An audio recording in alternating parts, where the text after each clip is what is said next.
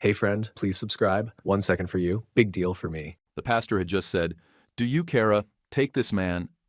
when a brief 2-second siren chirp from the cruisers outside cut through the chapel, sharp enough to still the room without panic. Everyone flinched. A few people turned in their seats. I didn't. I was already looking at Lauren. She was 2 rows ahead, sitting stiff on the bride's side. Her shoulders didn't move. She didn't even glance back. I stared at the curve of her jaw, waiting for her to meet my eyes. She didn't. I was on the groom's side, 2nd row, fists balled in my lap like a supportive brother-in-law. At least, that's what I was supposed to be. Behind my teeth, though, I was grinding molars and replaying one number in my head. 46,700. 46 grand in wedding charges tied to my name, deposits, rush fees, floral upgrades, a damn drone crew. All of it hidden under family expectations. All of it pinned to me. Tyler Jensen stood up front in a fitted tux that looked custom. Shiny shoes, big smile, gelled hair, smug as ever. Kara looked nervous but happy. She had no clue. I almost felt bad. Almost. 2 rows back on the far end, I saw them, Detective Ruiz and her partner Hall, both in quiet gray suits. They'd come early and sat like guests. Hands folded. Calm. I knew that posture. They were just waiting on the moment. Nate Park, my oldest friend, stood near the aisle, camera on his shoulder, mic clipped hot. He didn't smile. He gave me a tiny nod. That was the signal. The organist faltered when the siren stopped. The music dragged to a limp halt. Donna turned in her seat and hissed something at Clark, probably about ruining the moment. He just blinked at her like always. Then the chapel doors opened. Ruiz and Hall stepped in, badges out. Half the room froze. The other half pretended they weren't staring. "Tyler Jensen," Ruiz said, voice smooth and professional. "We need you to come with us." Silence. Tyler blinked once. Then he laughed, this weird panicked chuckle that didn't fit his face. "What is this? A prank?" he said. Then, like a little kid, he pointed straight at me. "It's him." He set me up. He's been bitter ever since the bachelor party. I didn't even blink. Didn't need to. Nate was already filming. The receipts were loaded. The screenshot of the forged signature. The vendor contract with my name in bold. And the final nail, Tyler's wallet on the table. Wide open, with my card inside it. If anyone doubted the truth, the projector hanging above the aisle could flip on in 5 seconds. Footage cued, audio synced. But I didn't move. Just stared at Tyler like I was watching a rerun of a show I used to like. Quick note. Before listening, share in the comments which city or country you're watching from, and let's continue. The pastor looked completely lost, hands still raised like he didn't know whether to pronounce them married or condemned. Kara stepped back, her smile cracking. Tyler tried to laugh again, but nobody laughed with him. "Lauren," he said, looking right at my wife, "tell them." You know I didn't do this. But Lauren didn't speak, didn't flinch, didn't even blink. Donna stood up in a huff. "This is a wedding. You can't just barge in like this." Hall didn't raise his voice. "Ma'am, please sit down." She sat. It was the first time in years I'd seen Donna shut her mouth. Ruiz took another step. "Mr. Jensen, are you going to come quietly or—" That's when Tyler made the dumbest move of his life. He tried to run, swung for the side door like he thought someone would open it for him. Hall caught him fast, pinned him in 3 seconds flat. Guests gasped.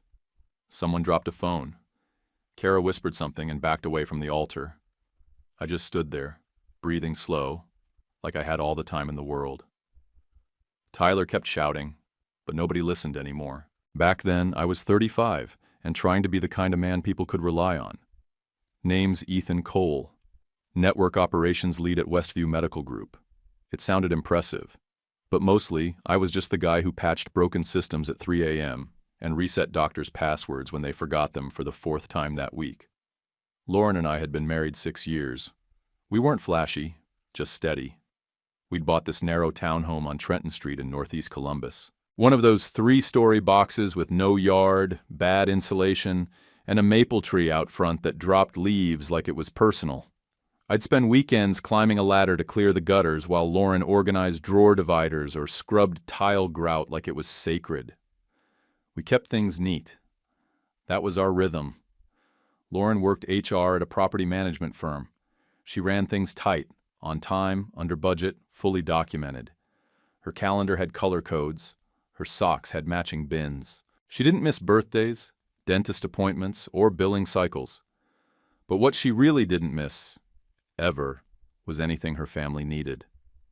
If Donna mentioned a sink leak or a weird charge on her cable bill, Lauren had already called someone before the sentence finished. Tyler, her younger brother, was the opposite of structure. He floated in and out of real jobs like they were rumors. One day he was a fitness coach, building a brand. Next week he was promoting energy supplements or filming abs-in-the-mirror videos for some app no one used. He wore smartwatches and flexed sneakers but had no pay stubs. Never a W-2. Never talked taxes, just vibes. And Donna, my mother-in-law, ran the family like a polite dictator. You couldn't point it out without sounding paranoid, but she ran it. When she said a provider should step up, she made it sound like a compliment. But I felt the jab every time. I paid the bills, cleaned the drains, stayed up patching software for a medical group I didn't even like, and it still wasn't enough. Clark, her husband, just nodded along and kept the game on. Good guy, maybe, but silent when it counted, especially when Donna opened her mouth. I used to joke at work that my actual job title was Defender of Weak Passwords. It got a few laughs, but underneath that joke was the truth. I was tired all the time. Every call from my boss felt like a test I had to pass to keep the lights on. We weren't drowning in debt, but the mortgage on the Trenton place didn't exactly leave breathing room. Lauren and I split bills fair, but I handled the extras. Car repairs, trips to her parents, anything that didn't fit neat in a spreadsheet.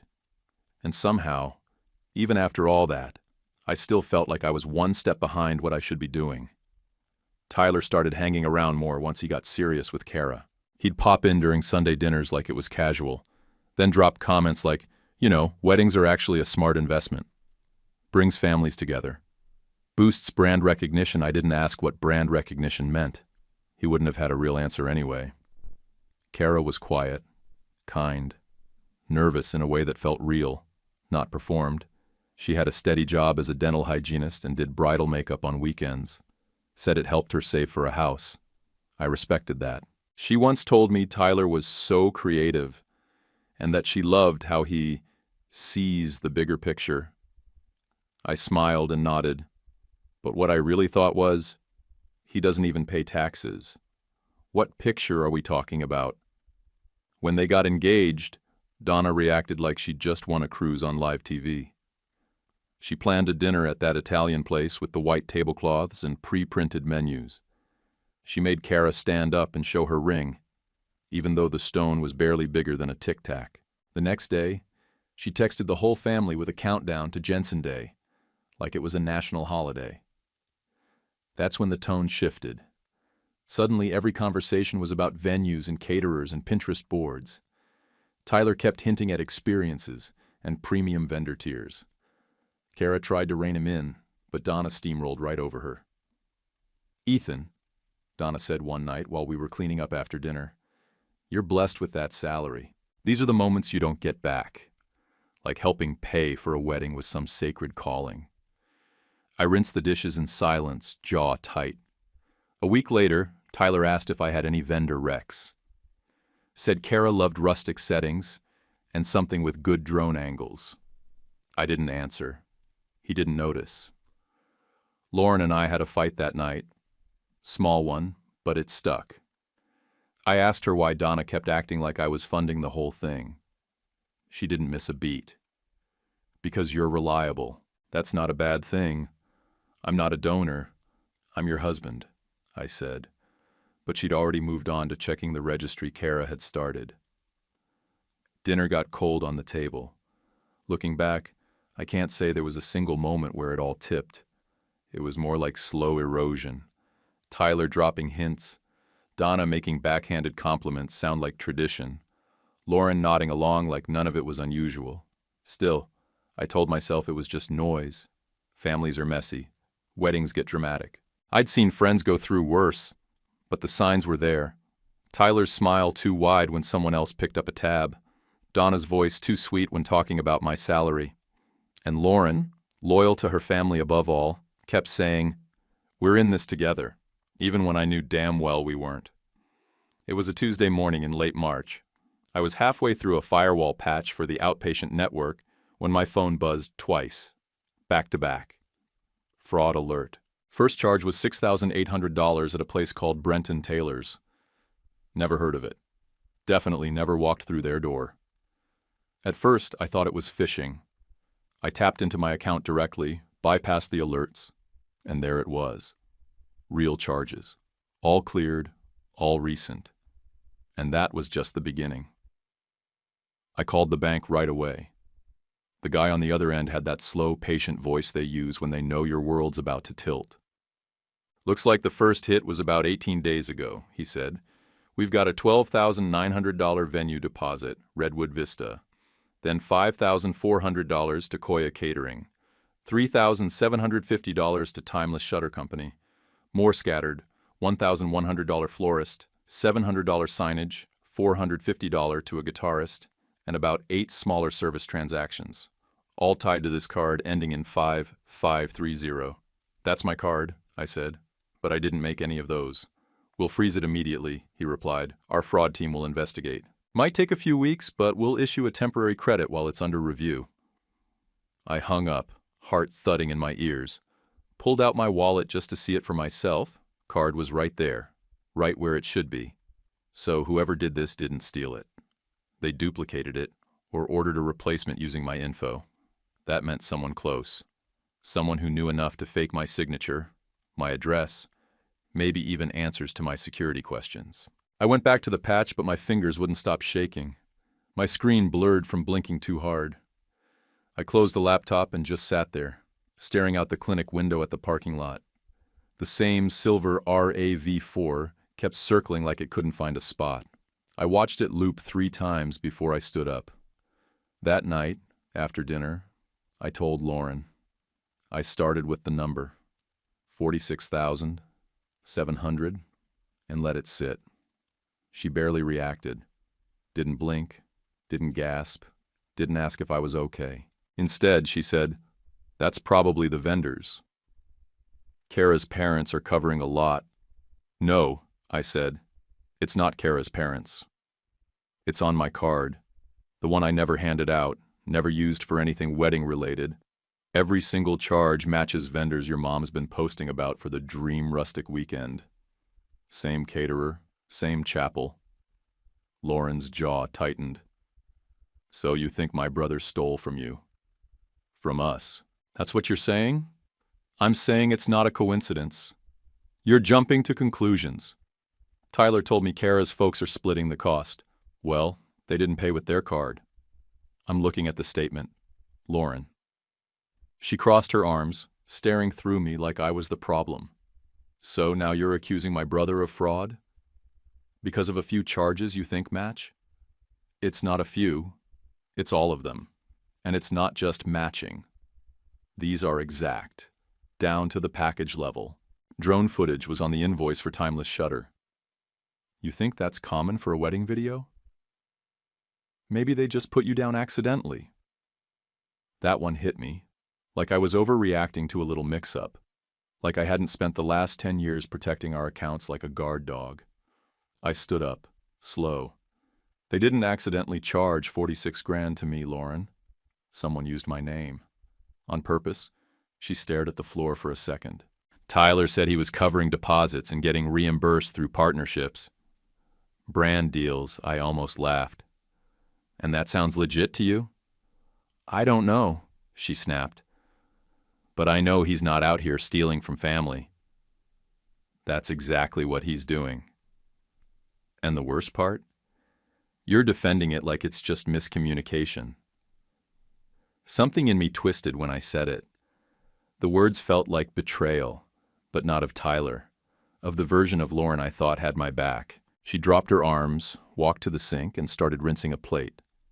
Not because it was dirty, just to do something. "Don't start a war over a hunch," she said quietly. I didn't respond. I went to the spare room, pulled out the fireproof folder where we kept financial stuff, and printed the last 3 statements. I highlighted every charge, color-coded them. The next morning, I filed a police report online before heading to work. I attached everything I had: screenshots, card activity, vendor addresses. I didn't put Tyler's name in as a suspect, not yet. I just reported the fraud. By 7:15 that evening, I got a call from a number I didn't recognize.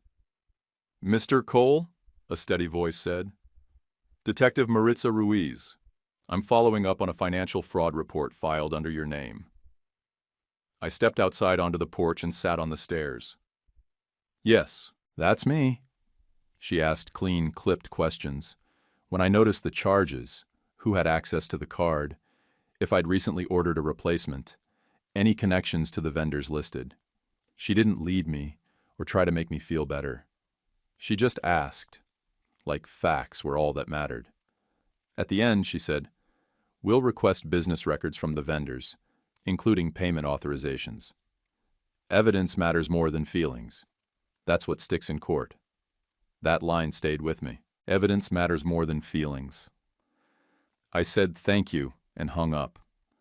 Later that night, after Lauren had gone to bed early and pretended to sleep, my phone buzzed again, this time with a group text from Donna. "So proud of our kids. God provides Kara and Tyler's engagement photo" was attached. Sunlight, fake laughs, the whole Pinterest vibe. I sat on the couch staring at the message. I could have replied. Could have sent the redacted statement or just typed out the dollar amount with a middle finger. But I didn't. I opened my laptop and made a folder titled Fraud Evidence. Then I started organizing everything I had.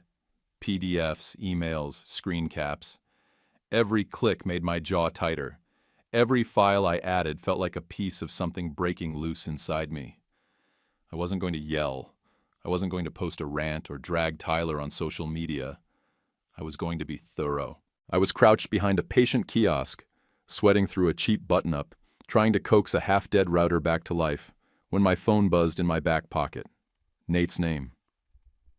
I answered with one hand still in a cable bundle. He didn't waste time. "Guess who just booked my platinum wedding package with drone add-on?" I didn't say anything. I didn't have to. "Yeah," he said after a beat. "Tyler and Kara. Full coverage, vendor access, timeline management. Payment marked prepaid. Want to guess the billing name?" I pushed the panel closed, stood up slow. "Let me guess. Me?" "Nope. Just says paid. No payer listed. But it came in 2 weeks ago. All the vendors I usually work with are already looped into a shared folder. It's a full rollout. Kara copied your wife's email. I figured I should call." He waited. I didn't answer. "You good?" he asked, voice lower now. "I'm fine," I said. "Just..." I wiped my forehead with the inside of my elbow. "It's a mess." So I told him everything. Not a rant, not venting, just facts. The totals, the dates, the card freeze. Lauren defending her brother like I was the one jumping to conclusions. Donna's backhanded digs about being blessed. I gave him the full list of vendors. Redwood Vista, Koya Catering, Timeless Shutter Co., all of them. Nate didn't interrupt once. When I finished, he said, "Send me your fraud report." And the vendor list. As their videographer, I get full back-end access. Contract terms, payment schedules, contact names. I'll document what I can without blowing cover. "I'm not asking you to go rogue." "You're not," he said. "I'm plugging in mics and keeping my eyes open." That's Nate. I'd known him since college. He used to shoot punk shows for gas money. Now he charged $4,000 a day for weddings. Still the same guy. That afternoon I emailed him everything. He replied with a thumbs up and a Dropbox link already filling with folder screenshots. Work was the next hit. My manager flagged me during our weekly check-in.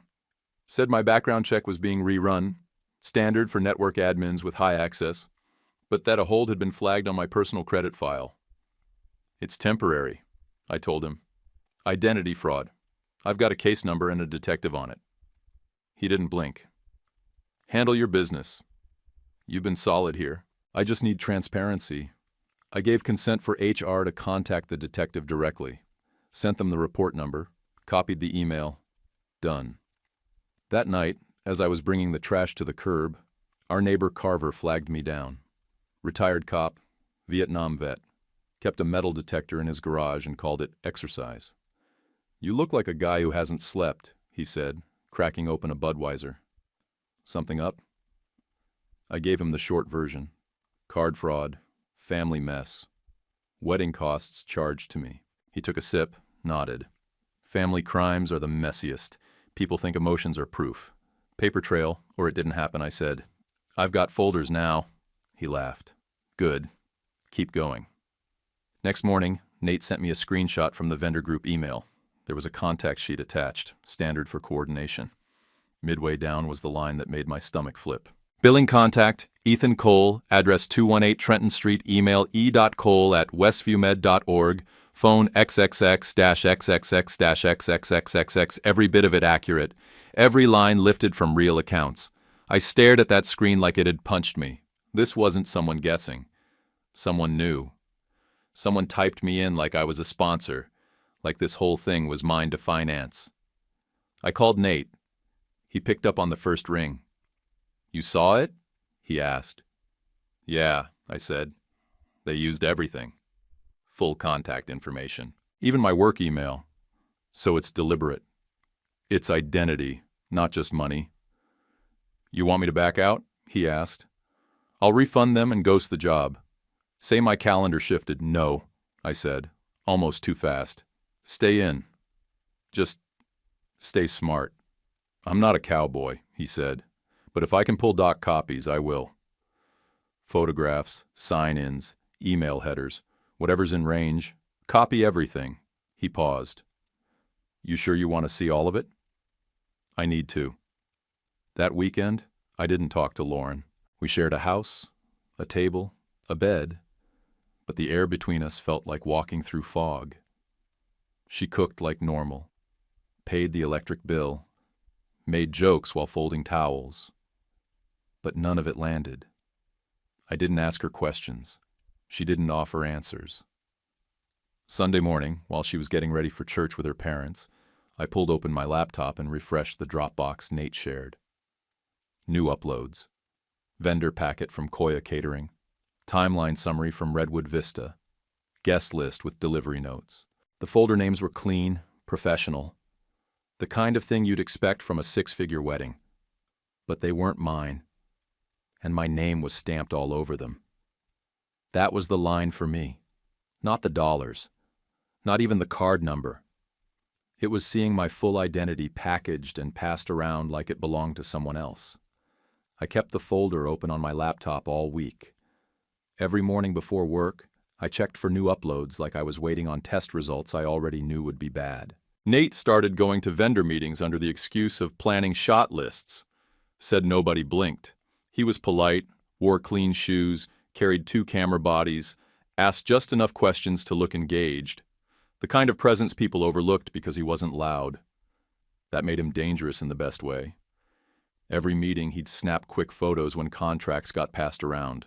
Folded corners, highlighted totals, signatures in blue ink, some real, some printed. The Redwood Vista file had one that stopped me cold. A physical card on file, ending in 2829, with my full name embossed. Not typed, embossed, which meant someone hadn't just copied my number. They'd ordered a card in my name. Not virtual, not digital. Plastic, with a chip.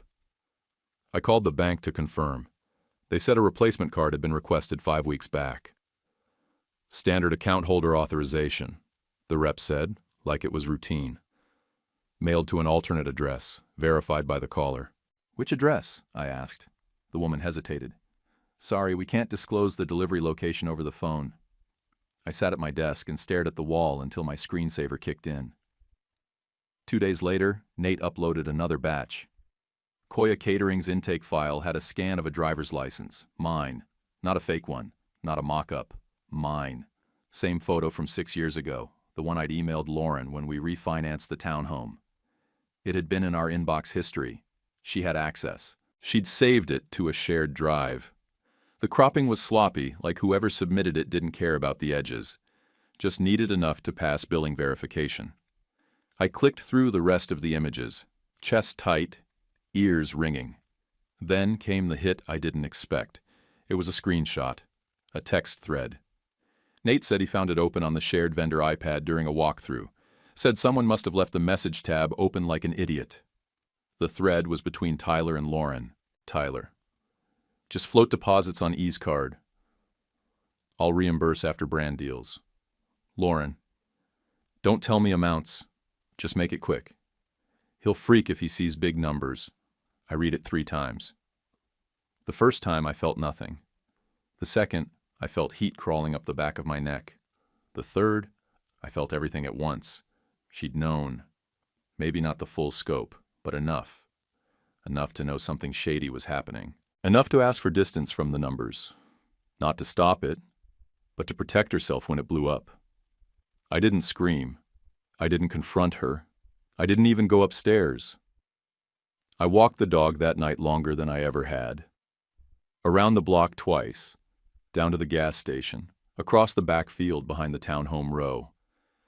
I didn't say a word, just walked with my hands in my pockets and my jaw locked. When we got home, I opened a separate checking account online. 5 minutes. I redirected my paycheck and scheduled a transfer out of our joint savings for the end of the month.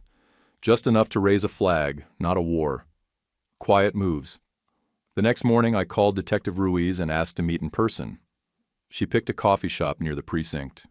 Plain place, fluorescent lights, stale donuts in a wire basket. I slid her a USB drive. Nate had labeled the folder, Documentation, Priority. She plugged it in and started scrolling without asking a single question. After a minute, she nodded once. This is thorough. She flipped through contracts, text screenshots, vendor logs, and side notes Nate had typed in all caps at the bottom of some files. Timestamps, delivery IPs, camera angles. The guy was precise. Lauren?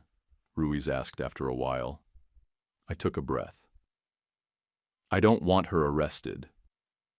I want the truth out. I want my name cleared. She looked up from the screen. Intent matters. But you can't protect people from their own choices. I know, I said. But I'm not ready to burn the house down. Not yet. She closed the laptop, slid the USB into an evidence bag. We'll prep a warrant for records, credit issuer, venue files, maybe pull email headers. If you find anything else, send it straight. Got it. Ruiz stood up, tossed her napkin, and left with the bag in hand like it was just another Tuesday. That night, I ate cold pasta alone and stared at the silent TV. Lauren was upstairs watching some Netflix series I didn't recognize anymore. We barely talked. Then Nate texted again. One more thing. You might want to see this. Attached was a photo of a printed invoice from the rehearsal dinner caterer. Typed line items. Charges matched the earlier batch. But the signature block at the bottom had my name. Sloppy cursive, half-formed letters like someone who hadn't practiced it. Fake. Forged. Above it was a forwarded email chain. Donna had shared it with the group. Kara, Lauren, Tyler, even a couple of cousins. Subject line? Tyler's hustle is unmatched. I sat in my car with that printout open on my lap, parked in the clinic lot, engine off, lights dimmed. My hands sat on the steering wheel until the tingling in my arms faded. Looking back, I should have seen it sooner. The little jokes Tyler made about sponsors, the way Donna called me lucky instead of responsible, the way Lauren never asked what the catering bill looked like, just assumed it'd be covered. They didn't think I'd check. They thought I'd swallow it, pay it, move on. That was their mistake. Ruiz laid out the plan 2 days before the wedding. We met in her unmarked at a diner parking lot off Route 33. She had her laptop open on the center console and a yellow legal pad balanced on her knee. She didn't waste time. We let the wedding proceed until the vows, she said, flipping a page. Entry will be controlled. No chaos. Our units will give a 2-second siren chirp as we step in. Standard freeze protocol so nobody bolts. We'll be on site. DA signed the affidavit for the warrant. Probable cause is strong. Define the trigger, I asked. Any sign of flight, interference, or a public claim that you forged anything? If none, we still step in at the vows to minimize risk while he's contained at the altar. I passed her a folder, neatly tabbed, labeled, clean. Contracts, vendor contact sheets, card photos, email headers. The screenshot of Tyler's wallet with my card tucked beside his gym pass. And the text thread. That one sat on top like a nail waiting for a hammer. She flipped through, nodded once. This is clean. Well documented. DA won't have to dig. I leaned back against her car and let out a breath I didn't know I was holding. She tucked the folder away and looked at me, dead level. Don't try to manage this scene, she said. You're not the fixer. You're the victim. I didn't like the sound of that word. I didn't say it out loud, but I didn't like it. That night I called Nate, told him we were locked in. Camera stays rolling, I said, but if it gets physical, I don't do fists, he cut in. I do focus. He was calm, but I knew him well enough to hear the tension under the joke. He'd seen the footage, same as me. He'd seen the lie play out in black and white. My name, dragged and inked and passed around like hotel stationery. The next night, I set the folder on our kitchen island. Lauren was pouring wine and stopped mid-motion. I didn't say anything. I just opened the folder, flipped it to the screenshot, and stepped back. She stared at it, blinked slow. Her hand didn't move. I thought it was just deposits, she said finally. I figured your bonus could float it until Tyler paid us back. She said us like we were still a team. My voice was low but clear. You don't spend my name, Lauren. That's not a deposit. That's me. She shook her head, lips pressed together like she could still pretend this was a misunderstanding. I didn't know it was this much, she whispered. I told him not to tell me. Because you knew it was wrong. She didn't deny it. She just stood there and looked small. I didn't reach for her. I didn't want to. Her phone buzzed on the counter. She swiped it and accidentally hit speaker. Donna's voice came through like a damn foghorn. Make sure Ethan wears a proper suit tomorrow. Appearances matter. Especially after that whole bonus fiasco, I reached over and hit end call before she could say another word. Lauren didn't try to stop me. The next morning, I got a ping from work. One of the vendors had run a soft credit check and flagged my profile. The system automatically placed a courtesy hold on my network access. I called my manager, told him what happened. To his credit, he didn't flinch. You still have the detective's contact? Yeah. You want her direct line? Send it. We'll handle it by lunch. Ruiz had spoken to HR, confirmed the investigation, and got the hold pulled. I stayed at my desk the rest of the day, mostly to stay out of my house. That night, I printed 2 full copies of the folder. One for Ruiz, one for me. I slid mine into a black plastic binder, the cheap kind you buy at Staples last minute for school projects, and put it in the glove box. It didn't look like much, but it was the weight of everything. My name, my evidence, my refusal to let this slide. Nate came by that evening to test a side rig we'd talked about. HDMI cable from his main camera body to the projector system at Redwood Vista. Just in case. If the sound cuts or anyone tries to claim this is faked, he said, I hit a button, and boom, wallet shot, card close-up, and the text thread, full screen, 2-second delay. Won't need it, I said. He raised a brow. But we'll have it. That was the backup plan. Silent, simple. Just enough rope for Tyler to hang himself with, if he pushed. I moved the last of our cash from the joint, checking into my new high-yield solo account. Not to hide it, just to stop the bleeding. I also put a freeze on all the old cards and opened 2 new ones. One for essentials, one for emergencies. Quiet revenge is mostly paperwork. Most people don't teach you that. It's not screaming in someone's face. It's separating the auto payments from the joint card while they're brushing their teeth. It's changing passwords to utilities and flagging subscriptions for cancellation. It's preparing for the storm with a raincoat and an umbrella while everyone else is still sunbathing. Ruiz called once more that night. "Everything's in place," she said. "We'll be in the back pews. Civil, unless forced. Copy that." Before bed, I made sure the glove box folder was still there. Snapped it shut. Lauren came down in sweatpants, hair tied back. She stood at the bottom of the stairs but didn't come closer. "I didn't want to hurt you," she said quietly. I didn't answer. I just picked up my pillow from the couch and turned off the hallway light. It wasn't anger. It was something colder than that. Distance. That night, I lay on the couch and stared at the ceiling. Not because I was mad, because I wanted the door between us. Morning of the wedding came too fast. I hadn't slept much. Not from nerves, just calculation. I'd replayed the timing, the setup, the folder in the glove box, the pressure point if it came to it. My suit was pressed, tie knotted, shoes clean. No one could say I came to start something. Redwood Vista looked like a wedding catalog had thrown up on it.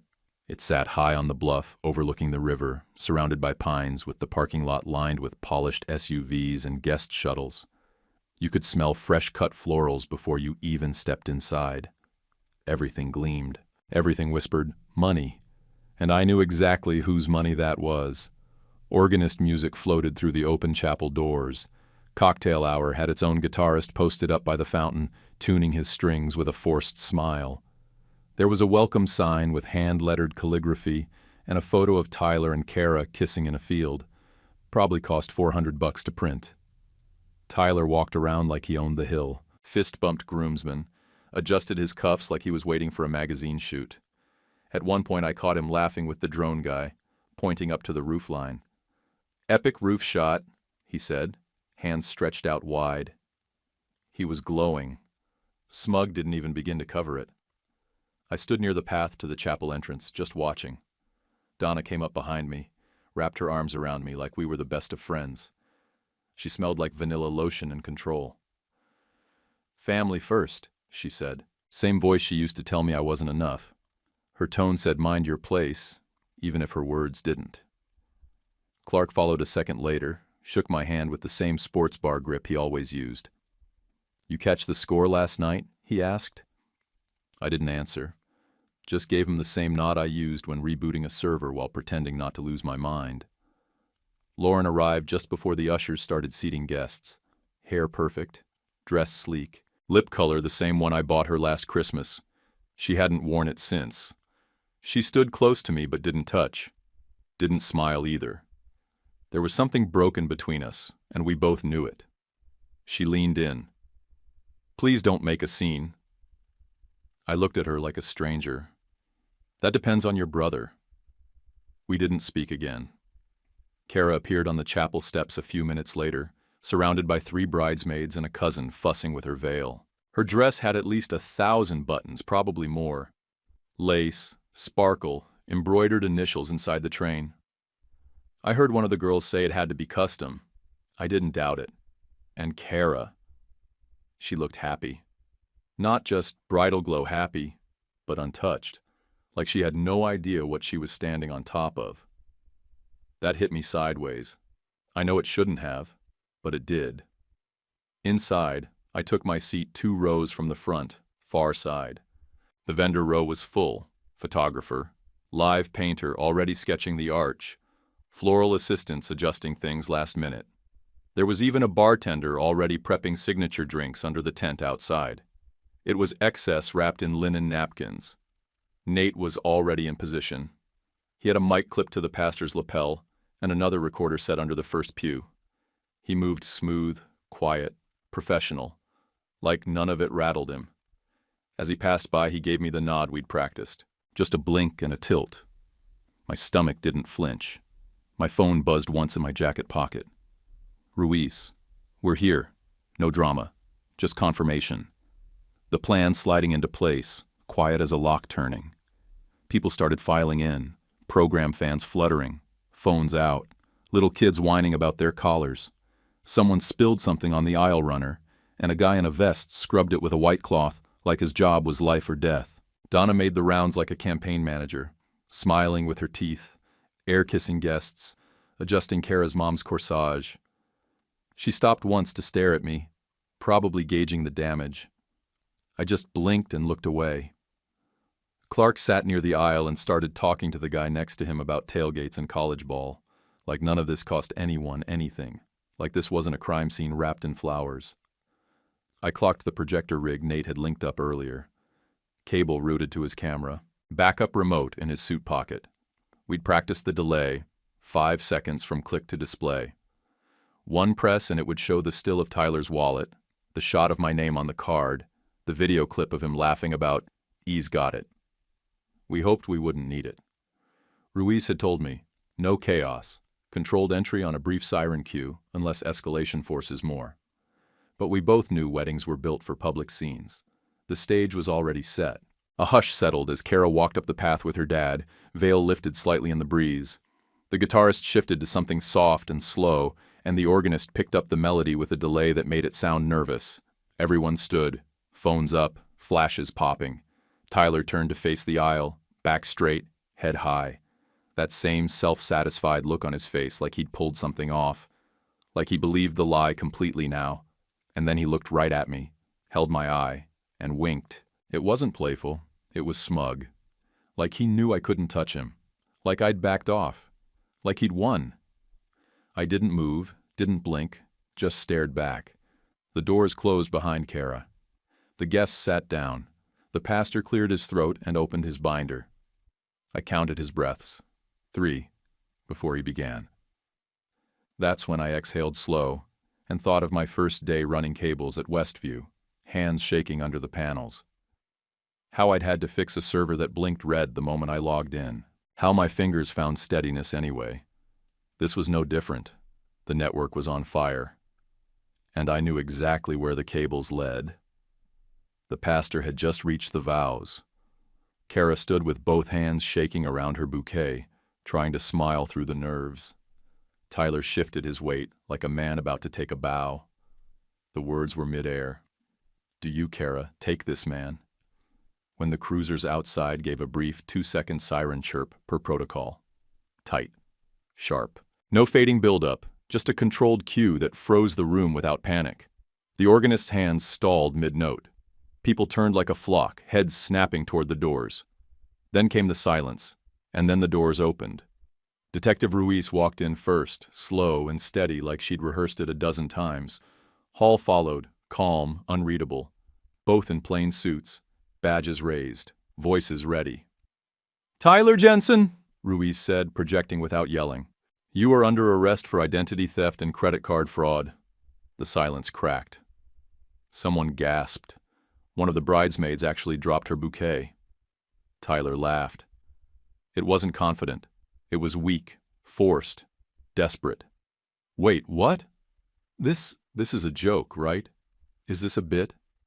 He turned to Kara, tried to smile, then looked straight at me.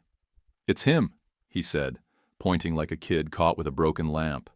"He's framing me. He's jealous. He's always hated my success. This is payback for the bachelor party stuff." A couple of guests snorted. Success hit different when you were being arrested at your own wedding. His brand wasn't looking so professional now. Donna leapt to her feet. "This is a wedding! You people can't just... This is my son." Ruiz didn't flinch. "Ma'am, please sit." She did. It wasn't a request. She dropped into the pew like the floor disappeared. Kara didn't move for a full 5 seconds. Then her face emptied out. All the color, all the energy, all the softness, gone. She looked at Tyler and said, "Just loud enough. Ty?" He reached toward her, tried to take her hand. She backed up a step. That's when he knocked over the unity candle. Caught it with his elbow. Wax hit the runner. One of the bridesmaids squealed like someone had been shot. Nate didn't flinch. He stayed behind his camera, lens locked on the moment. That mic was still hot. The footage was still rolling. I hadn't moved yet. But when Tyler opened his mouth again, when he said, "I don't even have his card," I reached into my coat pocket. Nate lifted his hand. That was the cue. I tapped the projector remote. The screen behind the altar blinked blue for half a second. Then it lit up. First, the still image. Tyler's wallet on the vendor table. Open, sloppy. My credit card. My name, full emboss, right there beside his gym card, and a crumpled $10. Then came the clip. Tyler, in a hoodie and ball cap, grinning at some florist's assistant. "He's got it," he said, laughing. "He's family. He'll never say no to Lauren." The audio echoed in the chapel like someone had opened a confession booth with a bullhorn. Kara turned to look at the screen. Her mouth opened slightly, but nothing came out. I swear she didn't even blink. Then came the invoice. Rehearsal dinner. Forged signature in shaky cursive.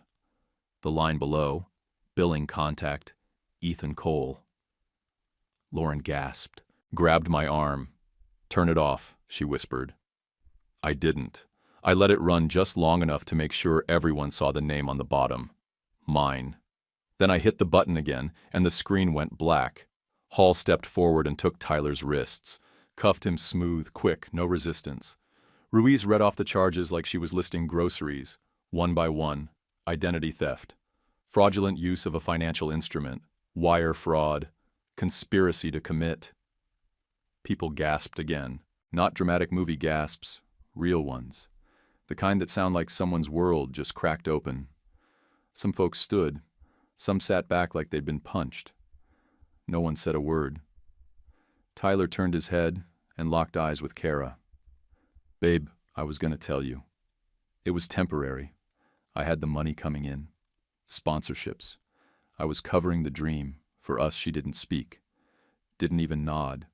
That silence hurt more than Ruiz's badge. Donna was frozen in place, hands clasped tight, like she was waiting for prayer to change the outcome. Clark finally moved, looked at the pastor, then at me, then back at Tyler. Didn't say a word. Lauren let go of my arm. Her hand slid away like she'd just realized who she was holding. I didn't look at her. I didn't need to. Because I already knew the answer to the question I'd been afraid to ask for weeks. Did she really think I wouldn't find out? Tyler shouted something as Hall walked him out. Something about lawyers. About this isn't over. About I've got rights. No one listened. And I just stood there. Not smug. Not gloating. Just still. Like a guy who had finally stopped second-guessing himself. Like a man who knew where the damn cables led and had pulled the right one. The chapel emptied like someone had yelled fire. Nobody waited for a closing prayer. No line for hugs. No bouquet toss. Just rustling suits, clicking heels, and the kind of silence that makes you aware of your own breathing. Vendors moved fast. The floral crew yanked centerpieces off the tables like they were unpaid. The caterers packed their trays like it was a crime scene, which technically it was. Even the guitarist dipped without unplugging his amp. The live painter didn't say a word. He just carried his half-finished canvas outside, laid it face down in the grass, and lit a cigarette behind the shed. I stood near the chapel doors, waiting on nothing. Donna came storming out of the side hallway, sharp heels stabbing the tile like a threat. "This is your fault," she hissed. "You could have handled this discreetly. You could have fixed this. You humiliated this family." I didn't flinch. I pulled Ruiz's card from my jacket pocket and held it out. "Speak to the detective," I said. "She deals with criminals." "Not me." She stared at the card like it had burned her fingers. Then she turned and stomped off, muttering something about appearances. That was the first clean line I'd ever drawn with her. Took me 8 years to get there. Felt like 5 seconds too late and still exactly on time. Lauren didn't come home with me. She went with her parents. She said she needed space. I nodded. Space was already there. That night, I changed the garage code, unlinked her name from the utilities, locked down the joint accounts, and pulled my name from the streaming services and grocery apps. Small, boring things. But every click felt like a stitch closing a wound. 2 days later, Kara called. Her voice cracked before she even got past hello. "I'm so sorry," she said. "I didn't see it. I thought he was building something. I really believed him. I didn't say much. Just told her she didn't owe me anything. I told her to get a lawyer and protect herself. She said she already had one." She thanked me and hung up. Tyler didn't drag it out. He took a plea. 18 months inside, plus restitution and supervised release. The charges were too clean to fight. Nate's footage, the emails, the forged signature. There was no wiggle room. Once his mugshot hit the fitness forums, every sponsor dropped him. His brand was done before the county processed him. The fallout wasn't just legal. Vendors started calling. Some friendly, some not. A few sent letters from lawyers, demanding repayment for chargebacks. A couple tried to lean on me, saying my signature had authorized the invoices. That's when Ruiz stepped in. She sent a statement from the DA's office with the case file attached. It cleared my name, every single charge pinned on Tyler. One of the florists still sent a handwritten note. She said she hoped I got peace. That one I kept. Work stayed solid. HR called me in quietly, behind closed doors. "You were proactive," my director said. "You told the truth, gave us case info up front. We appreciate it. I didn't expect that to hit as hard as it did, but it did." Some of that provider shame I'd been dragging around for years started to lift. Just a little. Lauren and I went to counseling twice. Once in person, once virtual. The second time she cried hard enough that I believed it wasn't fake. "I thought it was just deposits," she said again. "I thought you'd be mad, but get over it." I didn't think it would go this far. I didn't yell. I didn't say much at all. Because every time she said deposits, what I heard was, "I spent you." That summer, I filed for legal separation. Not for revenge, not to punish, just to draw the line where no one else would. We split the house proceeds that fall when the Trenton place sold for more than either of us expected. I let her keep the patio furniture. I took the toolbox. There was no screaming, no court fights, just signatures and silence. One night that October, Nate and I grabbed beers at a place off Henderson Road. He didn't bring it up until we were halfway through a basket of wings. "I saved the footage," he said. "The full set. Projector cuts, raw mic audio, vendor folder. I put it on a drive, labeled it for you." He slid it across the table in a black case. No label on the outside, just a sticker on the inside, for when you doubt yourself. I didn't cry. I didn't get dramatic. I just nodded. "I'm not going to watch it," I said. "You don't have to. Knowing it's real, that's enough." A year later, I was living in a small one-story ranch on a quiet street in Upper Arlington. Nothing fancy.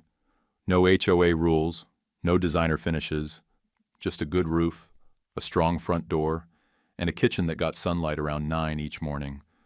The backyard had enough space for the dog to run, and that was enough for me. The divorce didn't end in screaming, just more paperwork than talking. Lauren and I signed in silence. The judge read the terms, made sure we understood. She cried in the hallway outside the clerk's office, said she was sorry. I told her I believed her. That was true, but it didn't change a damn thing. Donna never called, not once. Not after court, not after the house sale, not after Tyler got sentenced. She disappeared the way people do when they're embarrassed, but not enough to change. Clark sent a text about a Buckeyes game one Saturday. No intro, just a score update. Took him 3 minutes to realize he'd messaged the wrong Ethan from his contacts list. His follow-up said, "Sorry, wrong Ethan." I laughed so hard I choked on my coffee. Tyler got out early. Good behavior, minimum facility. He posted a long video from his bedroom a few weeks later, soft lighting, hoodie pulled halfway up like he was in mourning for himself. He talked about growth, lessons, and mental clarity. The video had more jump cuts than a Marvel trailer. I watched exactly 45 seconds of it.